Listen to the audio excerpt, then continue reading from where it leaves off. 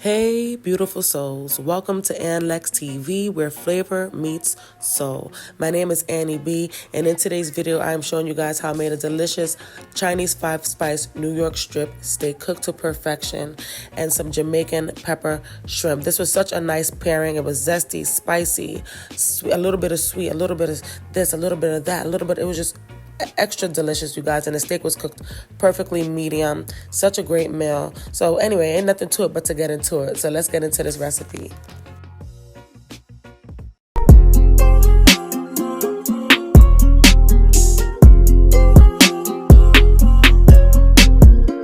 All right, you guys, I pray that you all have been having a blessed day so far, and I thank you to everyone tuning in. So this is the Chinese 5-spice seasoning that I bought recently from ShopRite. It has star anise, ginger, cinnamon, fennel, and black pepper.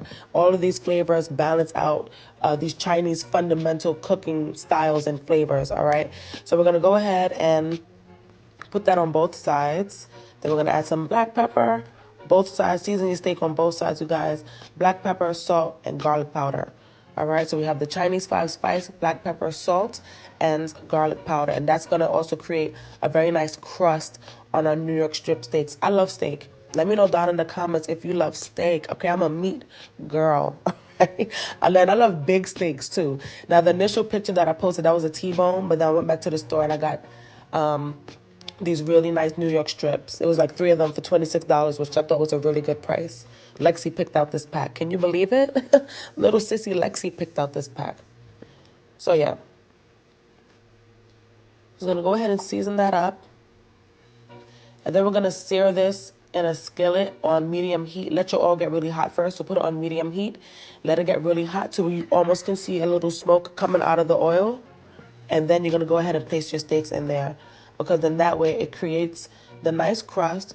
It'll also, it being on medium heat will also help you to be able to control how dark it gets on the outside and how cooked it is on the inside. I believe I cooked these for about 4 to 5 minutes per side, I want to say. But I kept flipping mine. I don't just leave it and then turn it once. I keep flipping it so that I can gauge how dark my steak becomes and how cooked it is in the center. We like our steaks medium. Okay, how do you like, what's the doneness you prefer for your steak? We like ours medium, and I did achieve a perfect medium. I could even go medium rare in some cases, but I do prefer a nice just medium steak. And these came out so good. Delicious, okay?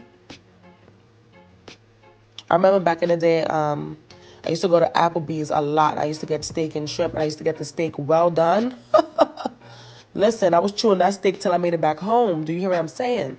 So, you know, my palate has grown. Okay, it has become a little more elevated. And now I like a medium steak. The steak is just juicier. Just juicier. Look at that. Beautiful. Gorgeous steaks. Where's my meat lovers at? Let me know down in the comments. Hashtag meat lover. If you love your meat. Look how beautiful that is. I just really love me some steak. I really do. And whenever I make it, it's a treat because I don't make it often. Now let's get into this pepper shrimp. I already have the shrimp on the stove. Normally I will do pepper shrimp with the shell on it, but this was on sale without the shell, so I got that instead. You're going to add your shrimp to a pot, add a little bit of oil, add your seasoning salt, your onion powder.